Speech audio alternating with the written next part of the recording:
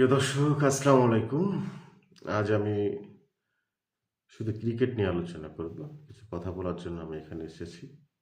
কিন্তু আমি যে আলোচনা করব এটা ক্রিকেট বা খেলার কোনো গল্প নয়। এটা সত্যি কথা বলতে ক্ষমতার গল্প, এটা বিচারিক গল্প এবং আইসিসির মুখোশ খুলে দেওয়ার গল্প। আর সবচেয়ে বড় কথা, এটা সেই গল্প যেটা ক্রিকেটের নামে ক্রিকেটকে সবচেয়ে বেশি ক্ষতিগ্রস্ত করে ফেলার গল্প। এখানে আমার প্রশ্নটা বড়ই কঠিন। টি-20 বিশ্বকাপ কি শেখাচ্ছে আমাদের? ক্রিকেট বিশ্ব কি দেখছে? দেখেও কি না দেখার ভান করছে? তো আসুন, আওয়াজ তোলো চ্যানেলের পক্ষ থেকে আমি মিজানুর রহমান মানিক শুরু করছি আজকের এই সংক্ষিপ্ত আলোচনা। আসলে আমি কোনো বিশ্লেষক নই। আমি একজন ক্রিকেট প্রেমী। যার কারণেই আপনাদের মাঝে এসে আমার দুঃখ প্রকাশ এবং এই বিষয় নিয়ে কিছু আলোচনা।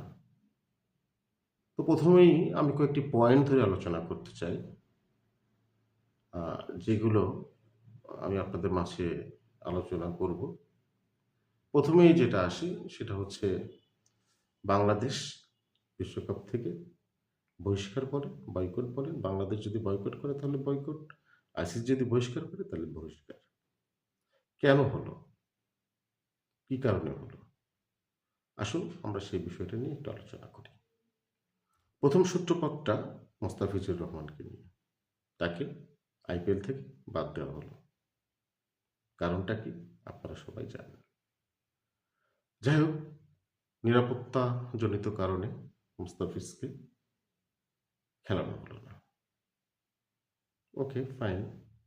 যেহেতু নিরাপত্তাজনিত কারণে মুস্তাফিজকে খেলানো হলো না, তাহলে বাংলাদেশ সমগ্র ক্রিকেট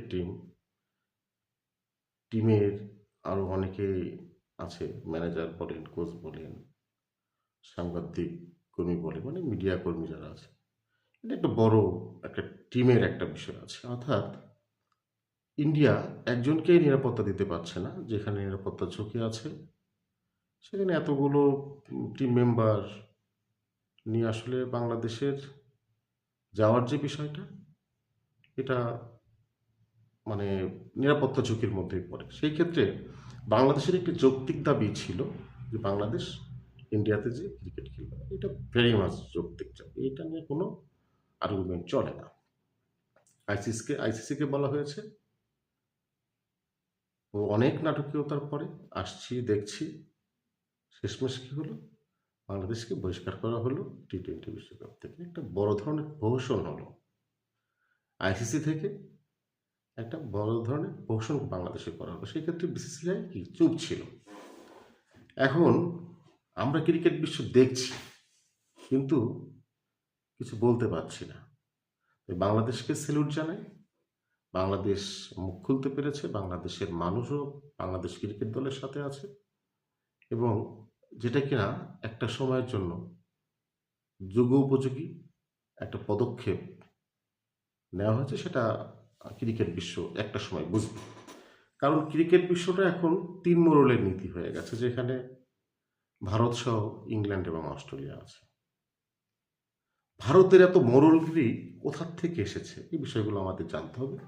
সেই বিষয়গুলো জানতে গেলে আমাদের সামনে যে বিষয়টি আসবে সেটা হচ্ছে আইসিসির প্রায় 60% যে টাকাটা, যে অর্থটা পায় সেটা হচ্ছে বিসিসিআই থেকেই পায়। যার কারণে বিসিসিআই আইসিসিকে মুষ্টিগত করে রেখেছে। কারণ ওই যে শেষমেশ তো সে অর্থই জড়িত। এই অর্থ কোথা থেকে আসছে? আইপিএল থেকে। আইপিএল ভারতকে এগিয়ে নেওয়ার জন্য এবং আইসিসিকে মুষ্টিগত সহ অন্যান্য ক্রিকেট দলগুলোকে মুষ্টিগত যে করে রেখেছে, এর জন্য আইপিএল একটা বড় অবদান রেখেছে। আইপিএলের আসলে এটা টাকার খেলা, অর্থের খেলা। এখানেই আইসিসি নীরব। আইসিসি কোনো কথা বলতে পারছে না। যার কারণে আইসিসি হচ্ছে একদম, একদম যদি উলঙ্গ ভাষায় বলতে হয়, একদম কুকুরের ভূমিকাটা পালন করছে। পালা কুকুর, বিশ্বস্ত কুকুর। তো এইখানেই হচ্ছে একপেশা হয়ে গেছে সবকিছু। যেমন আমরা জানি আইসিসি ট্রফি, চ্যাম্পিয়ন ট্রফি যে খেলাতে ওটা ইন্ডিয়া আ খেলতে না যাওয়ার কারণে কিন্তু হাইব্রিড মডেলে হয়েছিল। সেই ক্ষেত্রে আইসিসিটা আরব আমিরাত মানে দুবাই হয়েছিল। তখন কোথায়? কোন ধরনের তো বহিষ্কার, বয়কট এ ধরনের আলোচনা হয়নি। এখানেই অনেক কিছু আপনারা বুঝতে পারছেন বা বোঝার বিষয়ও আছে। আমার আরেকটি বিষয় হচ্ছে অন্যান্য দেশগুলার ভূমিকাটা কি? অন্যান্য দেশগুলো একই জায়গায় চুপচাপ। কারণ তারা ইন্ডিয়ার বিপক্ষে কথা বলতে পারে না। কথা বলতে শেখেনি। কারণ একটি, ওই যে সবশেষে অর্থ। কারণ তারা ভয় পায়। তারা কথা বলতে ভয় পায়। আইপিএল একটা বড় মেডিয়েটর হিসাবে দাঁড়িয়েছে। আইপিএল না খেললে, কারণ এটাও স্বাভাবিক। কারণ একটা ক্রিকেটারের অনেক অর্থের যোগান এই আইপিএল দিয়ে থাকে। বিসিসিআইয়ের ভূমিকা কি? বিসিসিআই তো এসব নেপথ্যেই তো বিসিসিআই। যার কারণে বিসিসিআই চুপচাপ ছিল। আইসিসিকে খেলা দেখানোর জন্য বলেছে, আইসিসি খেলা দেখিয়েছে। আজ বাংলাদেশ বিশ্বকাপে নেই। এখন এতে লাভটা কার হলো? আইসিসি কি লাভ করলো? ক্রিকেট বিশ্ব কি লাভ করলো? অনেক বড় ক্ষতি হয়ে গেল। অনেক বড় ক্ষতি হয়ে গেল। এক নীতি দিয়ে তারা একটি জায়গার উপরেই ভারতের গোলামি করে আজ ক্রিকেটটাকে ধ্বংসের মুখে ফেলে দিল আইসিসি। 18 থেকে 20 কোটি বাঙালি, বাংলাদেশি, যারা মনে প্রাণে ক্রিকেটকে ভালোবাসে। বাংলাদেশের সবচেয়ে জনপ্রিয় খেলা ক্রিকেট। বঞ্চিত করলেন আইসিসি আমাদের। কেন? এটা কোন প্রহসন? ঠিক করা হলো? দর্শকদের কাছে আমার প্রশ্ন। কেন আপনারা বাংলাদেশের দর্শকদেরকে ক্রিকেট থেকে বঞ্চিত করলেন?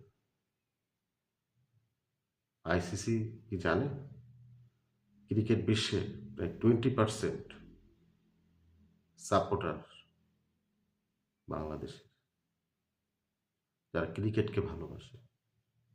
আপনাদের লস হলো, ক্ষতি হলো। আপনারা স্পন্সর হারাবেন। আপনারা আমাদের আবেগ, আপনারা আমাদের আবেগ নিয়ে খেলেছেন। ঠিক হলো না। আমরা বঞ্চিত হলাম। আমাদের এই যৌক্তিক দাবিকে আপনারা অযৌক্তিক করে আমাদেরকে বহিষ্কার করলেন। এটা আমাদের মনে আঘাত এনেছে। তবে আমরা বাঙালি, আমরা যুদ্ধ করতে শিখেছি, যুদ্ধ করতে জানি। তবে এটাই আমাদের জন্য একটা প্রতিবাদ। আমরা প্রতিবাদ করে গেলাম এবং অন্যান্য দেশগুলোর শেখা উচিত কিভাবে প্রতিবাদ করতে হয়। তো আলোচনা আমি বড় করব না। আমার আলোচনা এতটুকুই। কারণ আমার মনের কষ্ট, মনের ব্যথা থেকেই আলোচনা। কি হচ্ছে, কি দেখছি, আইসিসি টি-20 যে ওয়ার্ল্ড কাপ সামনে হচ্ছে, এই টি-20 ওয়ার্ল্ড কাপ আমাদের কি শেখাচ্ছে? আমরা কি দেখেও, ক্রিকেট বিশ্ব কি দেখেও না দেখার ভান করছে? সবার কাছে একটি দাবি, আপনারা আওয়াজ তুলুন, প্রতিবাদ করতে শিখুন বাংলাদেশের মতো। পাকিস্তান, জানি না, এটা তাদের ডিপ্লোম্যাটিক ব্যাপার। তারা কি করছে, তারা কি করতে চাচ্ছে। যদিও প্রতিদিনই এই টি-20 বিশ্বকাপ 2026 নিয়েই চরম নাটকীয়তা হয়। পাকিস্তানও সেটা করে যাচ্ছে। পাকিস্তানও তার এটা এটা ঠিকই আছে। ভারত পাকিস্তান, তার মানে তাদের মধ্যে একটা অন্যরকম ব্যাপার আছে। একটুও ছাড় দিবে না, একটুও ছাড় দিবে না পাকিস্তান। যতক্ষণ ধরে নাটকীয়তা চালিয়ে যাওয়া যায় ততটুকুই করবে। তারপরে থ্যাংক ইউ ভেরি মাচ পাকিস্তানকে। বাংলাদেশকে সাপোর্ট দেওয়ার কারণে। যদিও এখন যেটা মনে হচ্ছে এটা নাটক, পাকিস্তানের নাটকীয়তা, নাটক করছে। এটা আমার কাছে মনে হয়। এটা আমার দৃষ্টিকোণ থেকে। পাকিস্তান বিশ্বকাপ খেলবে। হয়তো